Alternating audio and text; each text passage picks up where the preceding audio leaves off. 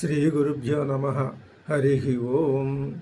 శ్రుతిస్మృతిపురాణానామాలయం కరుణాలయం నమామి భగవత్పాద శంకరం లోకశంకరం.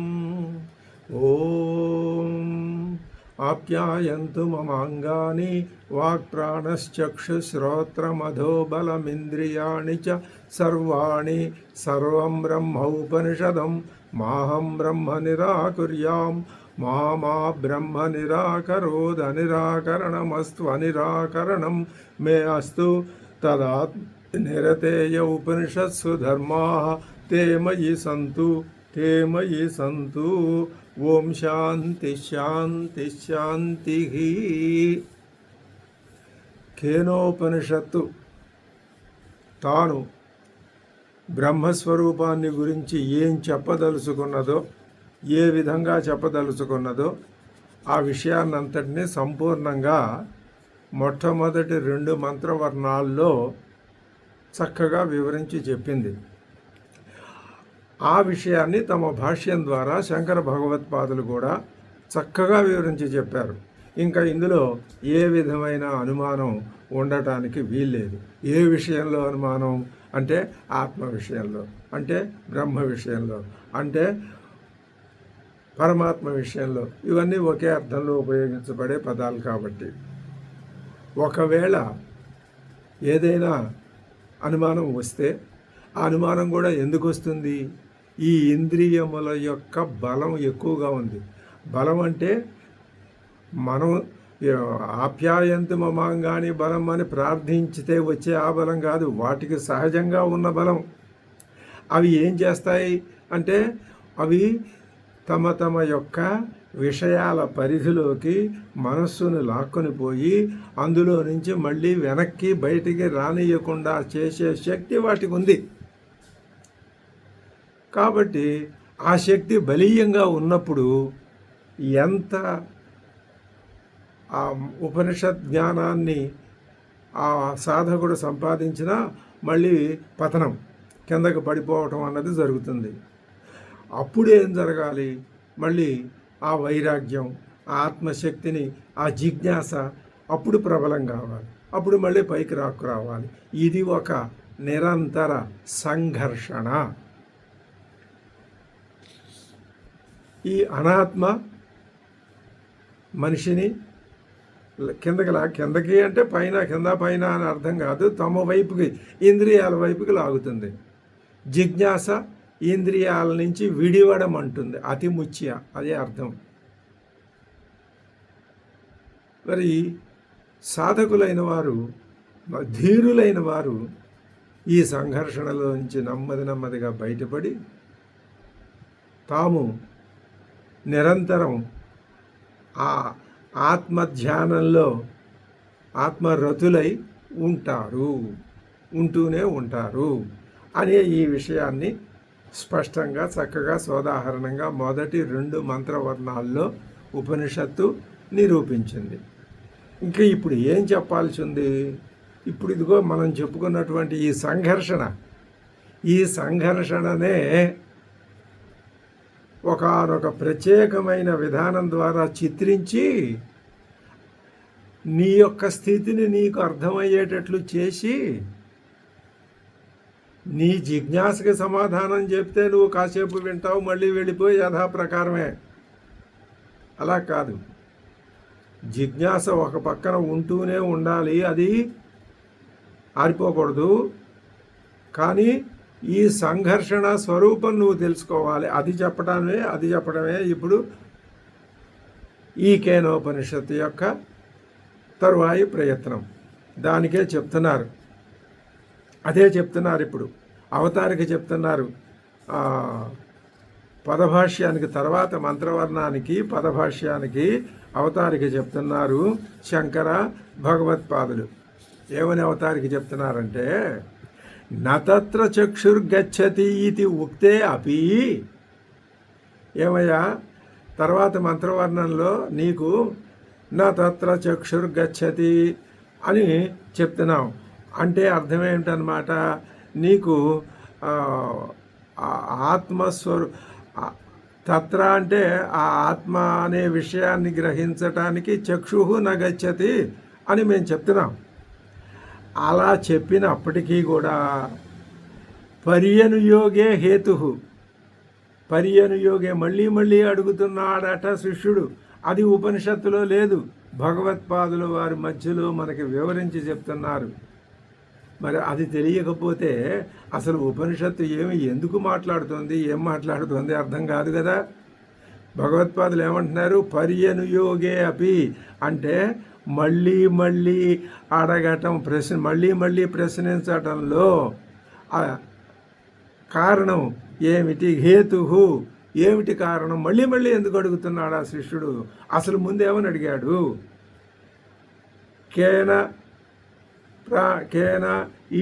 కేనేషితం పతతి ప్రేషితం మనః అని కదా అడిగింది. కేనా చక్షుశ్రోత్రం కౌదేవో, అప్పటికి చాలా వివరంగానే అడిగాడు, ఎంతో సిన్సియర్గానే అడిగాడు. ఉపనిషత్తు కూడా స్పష్టంగా ఏమీ దాచుకోకుండా ఉన్న విషయాన్ని చెప్పింది, అయినా అర్థం కాల. అది ఇప్పుడు ఇలాంటి పరిస్థితి మనకొస్తే మనం ఏం చేయాలి, ఆ మొదటి 2 మంత్రవర్ణాలని 1 నెల రోజుల పాటు ఆ 2 మంత్రవర్ణాలే భాష్యమే చదవాలి. అప్పటికైనా అర్థమయ్యి బుర్రకెక్కితే అదృష్టమే. అలాంటిది శిష్యుడు ఏం చేశాట అని భగవత్పాదులు చెప్తున్నారు. మళ్ళీ ఇంకోసారి అడిగాడు, అర్థం చెప్పారు గురువుగారు, మళ్ళీ అడిగాడు. ఇలా ఎన్నిసార్లు గురువుగారు చెప్పాడో, ఎన్నిసార్లు శిష్యుడు అడిగాడో తెలియదు, కానీ సంఖ్య లేదు. కానీ మొత్తం మీద భగవత్పాదులు అంటున్నారు, పర్యనియోగే హేతు అప్రతిపత్తి, తెలియకపోవటమే. అంత గొప్ప వైరాగ్య భావాలు కలిగినటువంటి మరి ఈ తలవకారోపనిషత్తులో మొదటి 8 అధ్యాయాల్లో ఉన్న చక్కటి శ్రౌత కర్మలన్నింటినీ చిత్తశుద్ధి కోసం ఆచరించినటువంటి శిష్యుడే ప్రశ్నలు అడిగి సమాధానం తెలుసుకొని కూడా మళ్ళీ తెలియలేదంటున్నాడంటే ఇంకా అస్మదాదుల సంగతి ఏమిటి అంటే, మనం వరుసలోనే ఉన్నాం, లైన్లోనే ఉన్నాం, కానీ అత్యధిక ప్రయత్నం చేయాలి అని అర్థమవుతుంది. ఉక్తైపి అత్ర హేతు కిం అంటే అప్రతిపత్తి, తెలుసుకోలేకపోవటమే, అర్థం కాకపోవటమే. ఏం అర్థం కాలేదు, శ్రోత్రస్య శ్రోత్రం ఇత్యేవమాదినా ఉక్తే అపి, బాబు నువ్వు అడిగినటువంటి ఆ కారణం కహ అనేది శ్రోత్రస్య శ్రోత్రమయ్యా అని చెప్పినప్పటికీ ఆత్మతత్వే అప్రతిపన్నత్వాతు, ఎంత చెప్పినా ఆత్మతత్వం అప్రతిపన్నం, తెలుసుకోవటానికి చాలా కఠినమైనది, తెలుసుకోవటానికి వీల్లేనిది, అంత తేలిగ్గా తెలిసేది కాదు. అది ఎందువల్ల, సూక్ష్మత్వాత్ హేతోహో, అది చాలా సూక్ష్మమైంది. అందువలన పునఃపునః పర్యనుయూక్ష కారణం ఆహ, మళ్ళీ మళ్ళీ ప్రశ్నించాడు. అప్పుడు గురువుగారు ఈ విధంగా సమాధానం చెప్తున్నారు. ఇంకా ఇప్పుడు 3వ మంత్రవర్ణం ప్రారంభమవుతోంది. న తత్ర చక్షుర్గచ్చతి న వాగ్గచ్చతి నో మనో న విద్మో న విజానీమో యథైతదనుశిష్యాత్ అన్యదేవ తద్విదితాదధో అవిదితాదధి ఇతి శుశ్రుమ పూర్వేషాం ఏనస్తద్వ్యాచక్షిరే. ఇది 3వ మంత్రవర్ణం. దీనికి శంకర భగవత్పాదుల వారు ఇందులో ఉన్నటువంటి ఏ వాక్యానికి ఆ వాక్యం తీసుకుని భాష్యం రాశారు. ఆ వరుస ఎలా ఉన్నదో ఇప్పుడు మనం చూడాలి.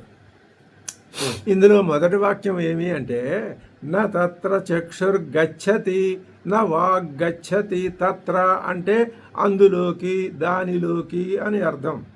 ఇప్పుడు వెంటనే మనకు అనుమానం వస్తుంది, దేనిలోకండి, దేనిలోకి ఏమిటయ్యా, నీకు ఇంతవరకు శ్రోత్రస్య శ్రోత్రం మనసో మనోయత్ వాచోహ వాచం ప్రాణస్య ప్రాణ చక్షుషశ్చక్షు అని చెప్పామా లేదా, అది దాంట్లోకి చెప్పారు కదండి, చెప్పినా అర్థం కాలేదంటున్నావుగా నువ్వు, అది దాంట్లోకి ఎందుకు అర్థం కాదండి, నాకు మీరు చూపిస్తే నా కన్ను చూస్తుంది అని అందామనుకుంటున్నావు. నువ్వు నీ కన్ను చూస్తుంది అనుకుంటున్నావు.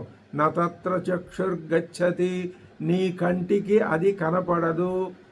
నీ కన్ను దాని మీద పడలేదు. నీ కంటికి అది గోచరం కాదు. నీ కన్ను ఏం చేస్తుంది? ఏది గోచరమైతే దాన్నే చూసుకొచ్చి నీ మనస్సుకి రిపోర్ట్ చేస్తుంది. అంతే, దాని డ్యూటీ అంతవరకే. కనిపించిన దాన్ని, దృశ్యంగా ఉన్న దాన్ని చూపించి వివరించి చక్కగా చెప్తుంది. నీ కన్ను అంతా బాగుంటేను అందులో కొన్ని లోపాలు ఉంటే అది చెప్పలేదు. అక్కడ ఒక చంద్రుడు ఉంటే నీకు తైమిరిక దోషం ఉంటే ఇద్దరు చంద్రులలాగా చూపిస్తుంది నీ కన్నే. కాబట్టి నీ కన్ను అనేది ఆరోగ్యవంతంగా, పరిపూర్ణంగా, పర్ఫెక్ట్గా ఉన్నా కూడా ఆ శ్రోత్రాన్ని చూస్తుంది, కానీ ఆ కంటికి కన్నును చూడలేదు.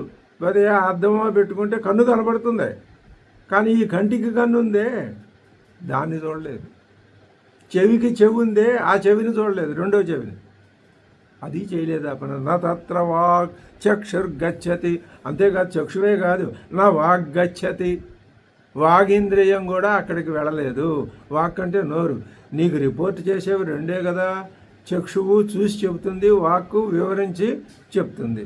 ఎందుకని వెళ్ళలేదండి అంటే, ఇప్పుడు శంకర భగవత్పాదులు పదభాష్యాన్ని చెప్తున్నారు, విందాం ఏం చెప్తున్నారు. నా లేదు, కుదరదు, జరగదు. అది సహజంగా భగవత్పాదులు ఏ వాక్యమైనా నకారంతో మొదలు పెడతాడు ఆయన. అది ఆయన యొక్క శైలి. అది మనకెంతో ఆనందాన్ని ఇస్తుంది. నా జరగదు. ఏమిటి జరగదండి? తత్ర అంటే తత్ర అంటే అర్థం ఏమిటండి? శ్లోకంలో మొట్టమొదటి పాదం నా తత్ర అని ఉందిగా. నా అంటే నానే అర్థం చెప్పారు, బాగానే ఉంది. నకారానికి అర్థం వేరే చెప్పక్కర్లేదు. పిల్లి అంటే అర్థం ఇంకో మార్జాలం అని చెప్పక్కర్లేదు. అలాగా తత్ర అంటే అర్థం చెప్తున్నారు. తస్మిన్ బ్రహ్మణి, ఆ ఆత్మ పదార్థంలోకి, తస్మిన్ లోపలికి, తస్మిన్ బ్రహ్మణి ఆ ఆత్మ పదార్థంలోకి, చక్షు కన్ను, గచ్చతి నా గచ్చతి వెళ్ళలేదు. అంటే ఎందుకని? ఆ కన్ను వెళ్ళింది అంటే అర్థం ఏమిటి? ఆ కంటికి అది విషయం అన్నమాట. కన్ను వెళ్ళింది, పడింది, చూసింది, చెప్పింది అంటే అది కంటికి విషయం అయింది. మరి ఈ ఆత్మ పదార్థం వైపుకి ఎందుకని వెళ్ళలేదు? అసలు అది విషయం కాదు. దేనికి విషయం కాదు. విషయం అయిందంటే అది ఆత్మత్వాన్ని కోల్పోయి అనాత్మ అయిపోతుంది. ఇది ఇంకొక అద్భుతమైన విషయాన్ని బోధించడానికి ఉపక్రమిస్తున్నది ఇక్కడ కేనోపనిషత్తు. ఏమిటి అందులో ఉద్దేశం? శ్రోత్రస్య శ్రోత్రమని ఊరినే అక్కడ తమాషాగా సరదాగా చెప్పి, ఇక రెండవ శ్రోత్రాన్ని విశ్వరూపం ధరించి వివరించి చెప్పి నీకు అర్థమయ్యేటట్లు చేస్తుంది. ఆత్మ లక్షణాలని చెప్తోంది. అనాత్మ లక్షణాలు తెలుసుకున్న కొద్దీ ఆత్మ లక్షణాలు తెలిసినట్లు అవుతుంది. ఎందుకని వెళ్ళలేదండి అంటే, స్వాత్మని గమన అసంభవాతు. అది స్వాత్మని తన ఆత్మలోకి తానేం పెడుతుంది? ఏది దేనికి ఆత్మ అండి ఇక్కడ? ఆ బ్రహ్మ పదార్థమే ఈ చక్షుకి, కంటికి ఆత్మ. తన ఆత్మలోకి తాను వెళ్ళగలదా? తన విషయంలోకి తాను వెళ్ళగలదు, తన ఆత్మలోకి తాను వెళ్ళలేదు. ఈ భావం అర్థం కావాలి. ఇదే చాలా సూక్ష్మమైన భావం. తన స్వరూపాన్ని తాను చూడలేదు, తనకి విషయమైన వస్తువుని చూడగలుగుతుంది. ఇది ఇంకా బాగా వివరించి చెప్తారు, అప్పుడు మనకు అర్థమవుతుంది. తదా నా వాక్ గచ్చతి. అదేవిధంగా వాక్కు కూడా. ఆ కన్ను అన్నప్పుడు మీరు కంటికి విషయం ఎదురకుండా ఒక వస్తువు ఉంది, అది విషయం, దాని మీద పడుతుంది. కానీ తన స్వరూపాన్ని తాను చూసుకోలేదన్నారు. బాగుంది. వాక్కుకేముంది విషయం? వాక్కుకేముందా? వాక్కు ఒక విషయాన్ని వర్ణించి చెబుతుంది, అది అభిధేయం, దాని మీద పడుతుంది. కానీ తాను గురించి తాను చెప్పలేదు. ఇది అభిధేయాన్ని గురించి చెప్తుందే తప్ప నిన్ను గురించి నువ్వు చెప్పుకోమంటే అది చెప్పలేదు. అదేం చెప్తుంది? చెప్తే ఏమవుతుంది? అది అభిధేయం అయి కూర్చుంటుంది. అది అందులో ఉన్న కిటుకు. వాక్కు చెప్పింది అంటే ఏమై తీరుతుంది? అభిధేయం అవుతుంది. ఆత్మ పదార్థం ఇప్పుడు దృశ్యము కాదు, కంటికి, చెవికి అభిధేయము కాదు. ఇంకెలా పట్టుకుంటారో చెప్పండి. నువ్వు వాక్కి అభిధేయం కాదు, కంటికి దృశ్యము కాదు. అలాంటిది అది ఎందుకనండి? ఆ రెండింటికి అదే ఆత్మ. ఏదైనా తన ఆత్మను తాను చూడలేదు, తన ఆత్మలోకి తాను వెళ్ళలేదు. వెడితే అదే మోక్షం. అబ్బా, అది విషయం. ఇప్పుడు ఆ వెళ్ళటానికి ప్రయత్నానికే జిజ్ఞాస అవసరం. ప్రస్థానత్రయం కూడా వెళ్ళమనే చెప్తోంది. నువ్వు వెళ్ళు. ఇదంతా కనిపించే ఈ దృశ్యాలు, ఈ అభిధేయాలు, ఈ స్పర్శాలు, మరి ఇంకా ఇవన్నీ ఉన్నాయే, వాచ్యం, ఇలాంటివి, ఇవన్నీ కూడా అనాత్మ పదార్థాలు. పైగా ఇది ఆత్మ పదార్థం. ఆత్మ అంటే కర్త, అనాత్మ అంటే కర్మ. కర్మ పదార్థాలన్నీ అంటే ద్వితీయ విభక్తి అంతా. అందుకనే ద్వితీయ విభక్తిని ప్రథమ విభక్తిలోకి మార్చుకోమని భగవత్పాదులు అక్కడ చెప్పింది. సరే, ఇప్పుడు తథాన వాగ్గచ్చతి. ఎందుకనండి భగవత్పాదులు గారు వాక్ ఎందుకని వెళ్ళలేదండి చెప్తారా? చెప్తున్నా విను. వాచా హి శబ్ద ఉచ్చార్యమాణ అభిధేయం ప్రకాశయతి. వాక్కు ఏం చెప్తుంది? మాటలు వాగేస్తుంది. ఆ మాటలు ఏం చెప్తాయి? అభిధేయం ప్రకాశయతి. అభిధేయాన్ని, అది దేన్ని గురించి చెప్పాలనుకుంటున్నదో దాని గురించి చెప్తుంది. యదా, ఎప్పుడైతే అలా చేస్తుందో, తదా, అప్పుడు అభిధేయం ప్రతి వాగ్గచ్చతి ఇది ఉచ్యతే. ఇదే కదా లోకంలో. ఎప్పుడైతే వాక్కు కొన్ని మాటలు నోట్లో నుంచి వస్తున్నాయో అది అభిధేయం. ఆ మాటల అర్థం ఏమైంది? అభిధేయం అయింది. అప్పుడు ఏమంటున్నారు లోకంలో? వాక్కు తన అభిధేయం మీద పడిందయ్యా అంటున్నారు. తస్య చ శబ్దస్య తన్నిర్వర్తకస్య చ కరణస్య ఆత్మ బ్రహ్మ. కానీ ఇక్కడ ఆత్మ ఏదో తెలుసా? ఆ విధంగా ఆ శబ్దాన్ని ఉచ్చరించడానికి కరణానికి, ఆ శబ్దానికి కూడా ఆత్మ పరమాత్మే. ఆత్మయే బ్రహ్మ అన్నాం. అతః న వాగ్గచ్చతి. ఆ పైన తన రూపాన్ని, తనని తానే చూడలేదు కాబట్టి అక్కడ చక్షు న గచ్చతి అన్నాం. తనని తాను చెప్పలేదు కాబట్టి చెప్తే అది అభిధేయం అయిపోతుంది. ఏం చెప్పినా అది అభిధేయం అవుతుంది కాబట్టి వాక్కు కూడా నగచ్చతి అని చెప్తున్నారు. దీనికి ఒక దృష్టాంతం చెప్తున్నారు శంకర భగవత్పాదులు. ఏమని? యథా, ఇది అద్భుతమైన దృష్టాంతం. అద్వైత సిద్ధాంతానికి ప్రాతిపదిక అయినటువంటి సిద్ధాంతం. ఇంతకుముందు రెండు దృష్టాంతాలు చెప్పారు. ఇప్పుడు ఇక్కడ ఈ దృష్టాంతాన్ని ఇస్తున్నారు. ఏమని? యథా అగ్ని దాహక ప్రకాశకశ్చ అపి సన్. అగ్ని ఉంది. అగ్ని లక్షణం ఏమిటి? దాహకం. ఏదైనా పట్టుకురా దాని దగ్గరికి అంటించు, దహించి పారేస్తుంది. అది దాని లక్షణం. కన్ను లక్షణం ఏమిటి? ఏదైనా తీసుకొచ్చి దాన్ని ఎదురుకుండా పెట్టు, చూపించి పారేస్తుంది. అది దాని లక్షణం. చెవి లక్షణం ఏమిటి? ఏదైనా వస్తువుని గురించి చెప్పి ఈ మాటలు చెప్పమని చెప్పేస్తుంది. అది దాని లక్షణం. అలాగే అగ్ని లక్షణం ఏమిటి అంటే ఏ వస్తువుని దానికి అప్పగించినా దహించేస్తుంది. ఈ అగ్నికి ఇంకో లక్షణం ఉంది. అదేమిటి? ప్రకాశకశ్చాపి. ప్రకాశకం, వెలుగునిస్తుంది. ఆ వెలుగులో ఇతర వస్తువులను చూడవచ్చు మనం. కాబట్టి అగ్ని లక్షణాలు దాహకత్వ లక్షణం, ప్రకాశకత్వ లక్షణం, రెండు లక్షణాలు ఉన్నాయి. అపిసన్, ఆ రెండు లక్షణాలు ఉన్నప్పటికీ ఇప్పుడు మనం అగ్నిని పిలిచి, ఓ అగ్ని ఈ గడ్డి పరకను తగలబెట్టు, తగలబెడతా. ఇదిగో ఈ వస్తువును తగలబెట్టు, తగలబెడతా. సరే ఇంకో పని చేయి. ఏం పని చేయమంటావు? నిన్ను నువ్వు తగలబెట్టుకో. నీ మొహం, నన్ను నేను తగలబెట్టుకోవటం ఏమిటి? అది అసంభవం. అలాగే చక్షువు ఏ వస్తువును చూపించమన్నా చూపిస్తుంది. మాట ఏ వస్తువును వర్ణించి చెప్పమన్నా చెబుతుంది. చక్షువు నీ ఆత్మ ఏదో నువ్వు చూసుకో, నా ఆత్మ నేను చూసుకోవటం ఏమిటంటుంది. వాక్కు నీ ఆత్మ ఏదో నువ్వు వర్ణించి చెప్పు, నా ఆత్మ నేను వర్ణించడం ఏమిటి, నేను వర్ణిస్తే అది అభిధేయం అవుతుంది అంటుంది అది. అలాగే అగ్ని దాహక ప్రకాశకశ్చ అపి సన్ను నహి ఆత్మానం ప్రకాశయతి. తనని తాను చూపించుకోమను, అదేమిటి? అది అసలు అర్ధరహితం అంటుంది. అలాగే ఆత్మానం దహతివా, నిన్ను నువ్వు దహించుకో అగ్ని. నిన్ను నువ్వు దహించుకో అంటే అక్కడ అర్థం లేని మాట. కాబట్టి ఇప్పుడు పెద్ద సమస్య మనకి వచ్చింది. ఏమని? శ్రోత్రం అని చెప్పారు, బాగుంది. దాన్ని మేము గ్రహించలేకపోతున్నాం. ఈ చిక్కుముడి ఎక్కడుందో చెప్పమంటారా? అజ్ఞానమే దీనికి కారణం. ఏమిటా అజ్ఞానం?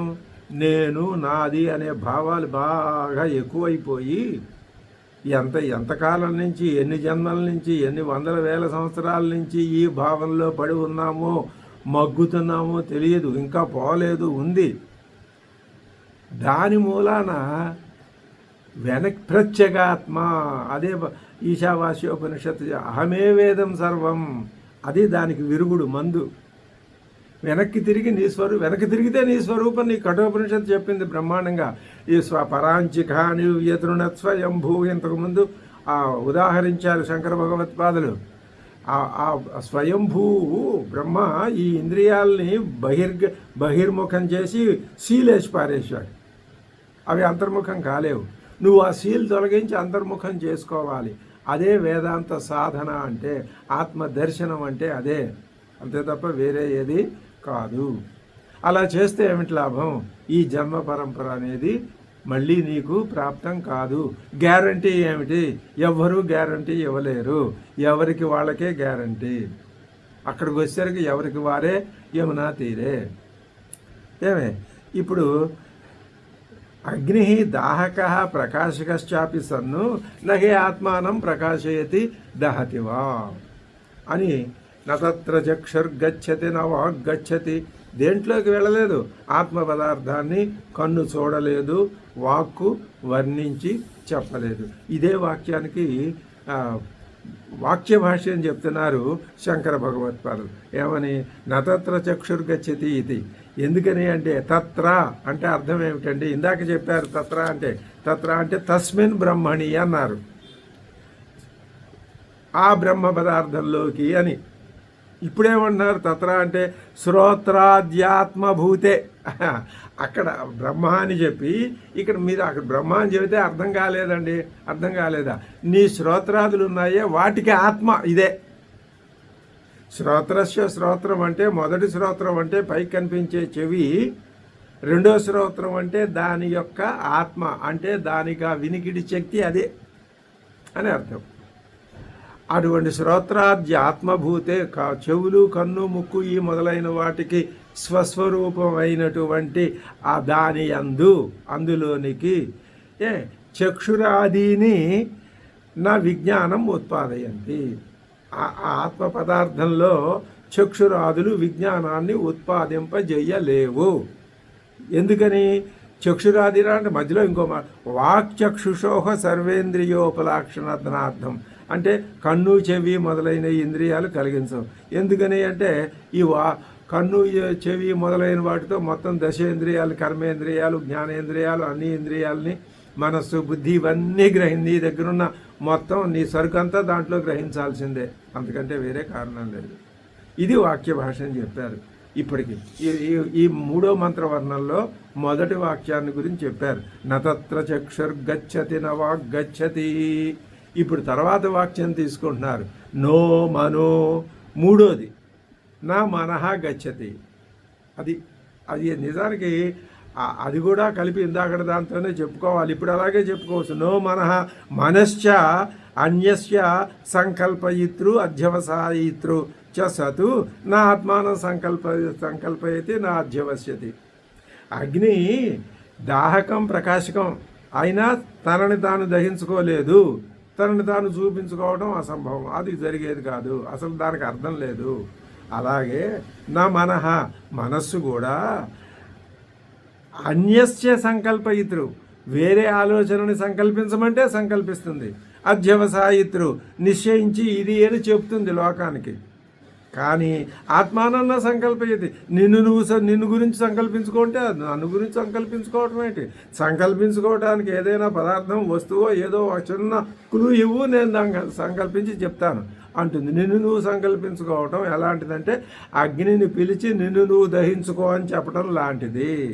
ఈ అగ్ని దృష్టాంతం అద్భుతమైన దృష్టాంతం. అది ఉండటం మూలానే మనకి ఇవన్నీ అర్థమైనాయి, లేకపోతే ఇవన్నీ ఓ పట్టాన అంత తేలిగ్గా అర్థం కావు. అది తస్యాపి అంటే ఆ మనస్సుకు కూడా బ్రహ్మ ఆత్మ.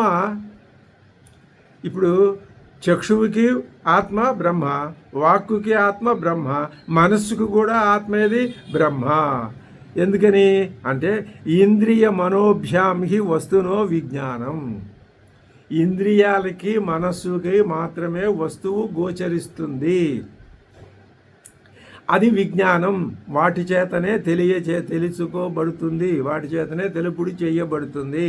ఇంద్రియములు మనస్సు ద్వారానే జ్ఞానం కలుగుతుంది, వేరే విధంగా జ్ఞానం కలగదు.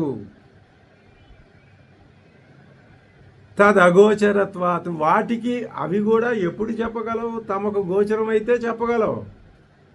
అగ్ని ఎప్పుడు దహించగలదు? ఏదైనా వస్తువు వచ్చి పట్టుకొచ్చి దానికి ఇస్తే దాన్ని దహిస్తుంది.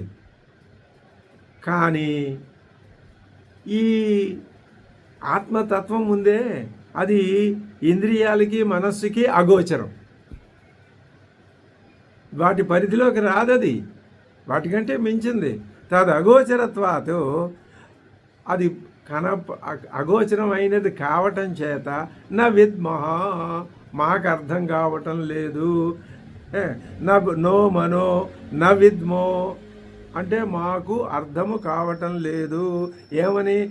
తద్ బ్రహ్మ ఈ దృశ్యం ఇది, బ్రహ్మ ఈ విధంగా ఉంటుంది అనే మాకు ఏమీ అర్థం మేము తెలియలేకపోతున్నాం అని.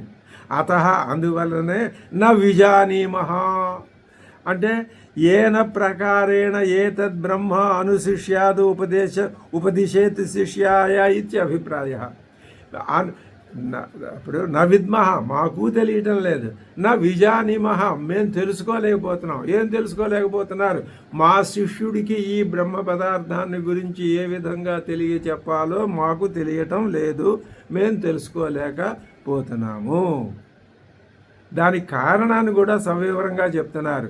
యత్ హి కరణగోచరం, నీ ఇంద్రియాలకి ఏదైతే గోచరం అవుతుందో తతు అన్యస్మై ఉపదేష్టం శక్యం, దానిని గురించి నువ్వు ఇతరులకి చెప్పగలవు. నీ ఇంద్రియాలకి తోస్తే దాని గురించి నువ్వు ఇతరులకి చెప్పగలవు. ఎలాగా అంటే జాతి గుణ క్రియా విశేషణ, అది ఏ జాతిదో, దాని గుణాలు ఏమిటో, దాని విశేషణాలు ఏమిటో అన్నీ ఇది అది అది అన్నీ వివరించి చెప్పి ఇతరులకి తెలిసేటట్లు నువ్వు చేయగలవు. ఎప్పుడు నీ ఇంద్రియాలకు గోచరిస్తే.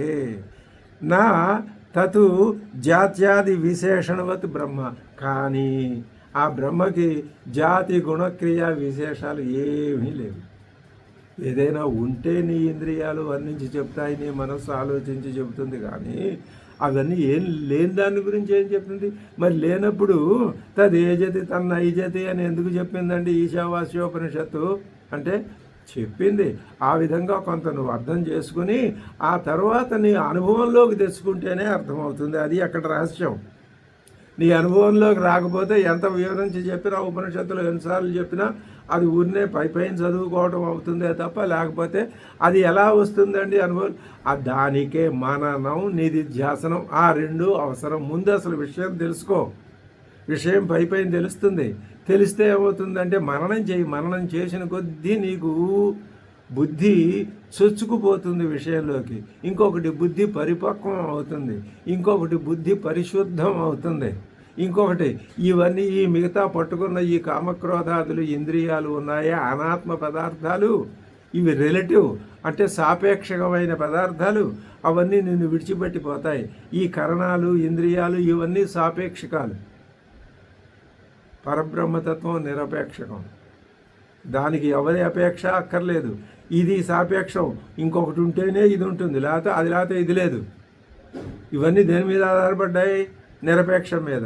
నిరపేక్షానికి ఇంకొకటి ఆధారం అక్కర్లేదు, దానికి అదే ఆధారం. ఇది అద్భుతమైన వేదాంత రహస్యం.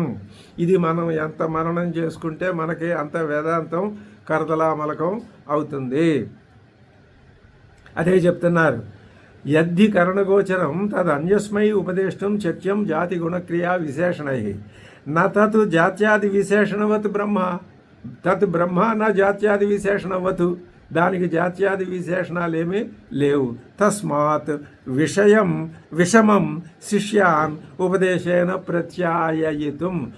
ఉపదేశం చెప్పి పాఠం చెప్పి చక్కగా అర్థమయ్యేటట్టు చెప్పి శిష్యులకి అర్థమయ్యేటట్లు చేయటం విషమం, అది చాలా కష్టపూరితమైన పని. ఇది అని ఉపదేశే తదర్థగ్రహణే చ యత్నాతిశయ కర్తవ్యతాన్ని దర్శయతి. అది ఉపదేశం ఇంకా కష్టం కాబట్టి వదిలేద్దామండి, భగవత్పాదుల వారు మీ దారిని మీరు వెళ్ళిపోతే మా దారిని మేము వెళ్ళిపోయి మీ దారిని పోయి మీరు ఏం చేస్తారయ్యా, ఇంద్రియ లోలురమై ఇందులో పడి తిరుగుతూ ఉంటామండి, పునరభిజనం పునరభిమరణం, ఇది చాలా తేలికండి. మీరు చెప్పిన వేదాంతం అర్థం చేసుకోవటం, మనస్సును దాని మీద ఎప్పుడూ లగ్నం చేయటం, ఇదేమో కింద పడిపోతూ ఉంటుంది, మీరేమో పైకి లాగమంటూ ఉంటారు. ఈ సంఘర్షణ ఏమోనండి, దీనివల్ల ఫలితం ఉంటుందో, పైగా అపనమ్మకం ఒకటి. నాకు గ్యారంటీ ఎవరిస్తారు? మీరు ఇస్తారా భగవత్పాదులు గారు అని ఆయన అడిగితే ఆయన ఒక నవ్వు నవ్వుతారు. కాబట్టి మేము ఇందులోనే పడి ఉంటామండి అంటే, సరే పడుంటే పడుండు, ఎప్పటికైనా నీకు మళ్ళీ కొంచెం తెలుసుకోవాలనే జిజ్ఞాస ఈషన్ మాత్రం కలిగినా వచ్చి మళ్ళీ ఉపనిషత్తు పుస్తకం చేతో పట్టుకో, చదువుకో, లేకపోతే ఎవరైనా చెబుతుంటే విను, అలాగే రావాలి తప్ప లేకపోతే వేరే విధంగా నీకు రాదు. అది యత్నాతిశయ కర్తవ్యత. నువ్వు కొంచెం ఎక్కువ అధిక ప్రయత్నం చేయాలయ్యా. అసలు అర్థం కాకపోదు, అసలు అర్థం కాదంటే వెళ్ళిపోతారు, ఎవరు వెనక్కి రారు మళ్ళీ. అందుకని ఏం చేయాలి? ఏం పర్వాలేదు, నేను చెప్తాను. అయితే ఇంకొంచెం నువ్వేం చేస్తావంటే ఒకసారి శుభ్రంగా వెళ్ళి కాసేపు తపస్సు చేయి, కాసేపు ధ్యానం చేయి. మరి లేకపోతే ఏకాగ్రత కోసం నువ్వే పనులు చేస్తావో అప్పుడు స్నాన జపాదులు చేయి, అప్పుడు ఏకాగ్రత వస్తుంది. వచ్చి మళ్ళీ కూర్చో, బుర్రకు అక్కడే అర్థం కాలేదనుకో పుస్తకం మూసేయి, వెళ్ళిపో, మళ్ళీ అటు ఇటు తిరుగు, మళ్ళీ కాసేపటికి నీ బుద్ధి దీని మీదకి వస్తుంది, వచ్చి పుస్తకం తీసుకో. ఇదే ప్రయత్నం, ఇదే కర్తవ్యం తప్ప ఇంతకంటే వేరే కర్తవ్యం సాధకుడైన వాడికి లేదు అని అర్థం చెప్పడం కోసం చెప్పారు.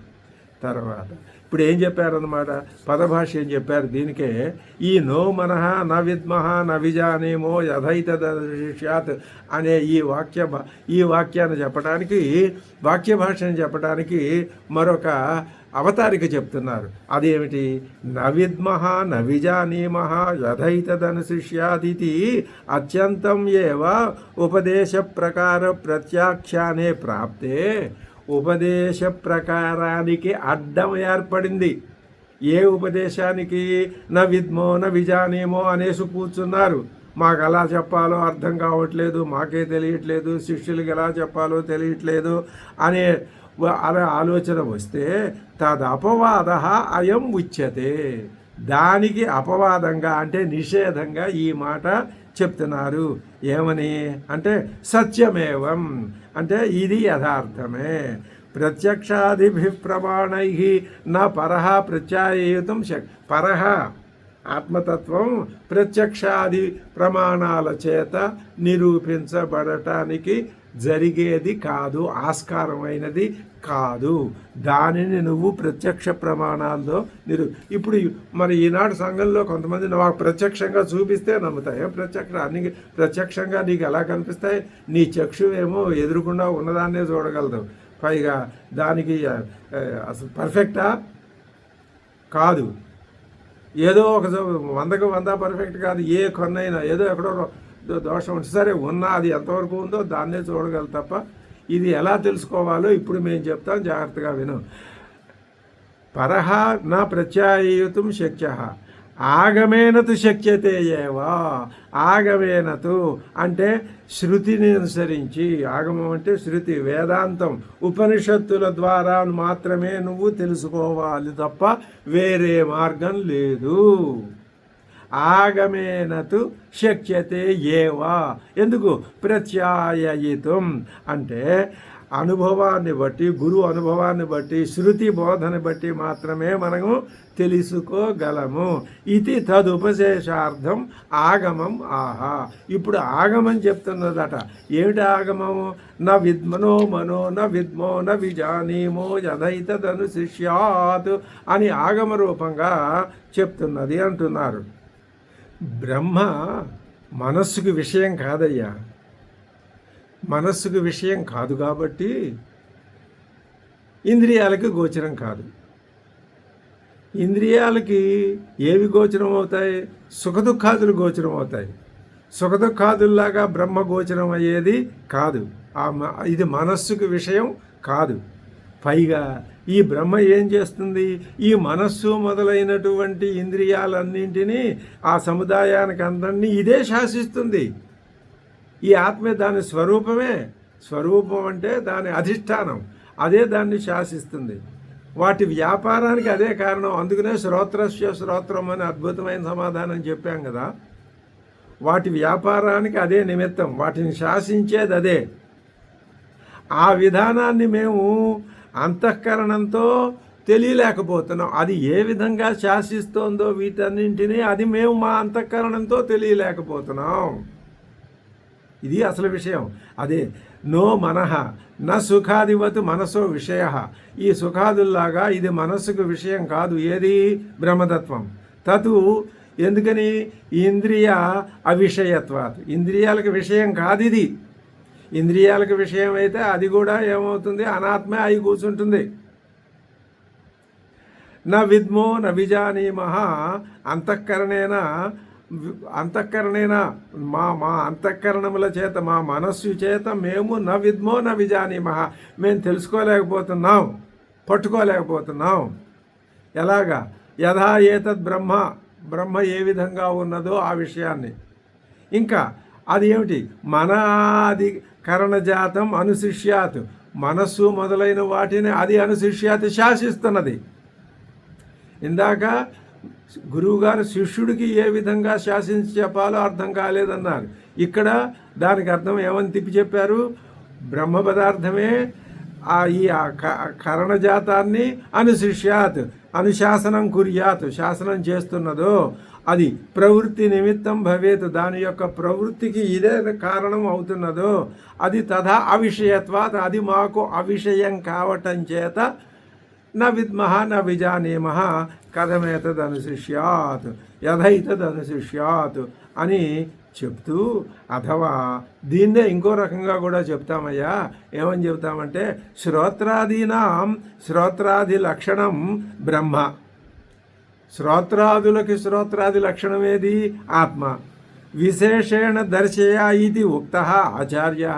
దాన్ని మాకు విశేషంగా చూపించు అని అడిగితే ఆచార్యుడిని ఆయన ఆహా ఏమని? న శక్యతే దర్శయితుం. మేము నువ్వు చూపించమని అడిగినా మేము నీకు చూపించలేము. కస్మాత్, ఎందుకని చూపించలేరండి? నత్ర చక్షుర్గచ్చతి. అక్కడ కంటికి అది విషయం కాదు. కంటికి విషయం అయితే పట్టుకొచ్చి నీ కంట ఎదురుకుండా పెట్టేస్తే నువ్వు గ్రహించేస్తావు, అది కంటికి విషయం కాదు. ఇత్యాది పూర్వవతు సర్వం.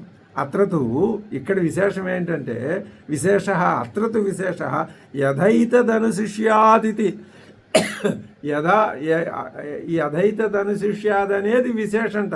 యథా ఏతద్ అనుశిష్యాత్ ప్రతిపాదయేత్.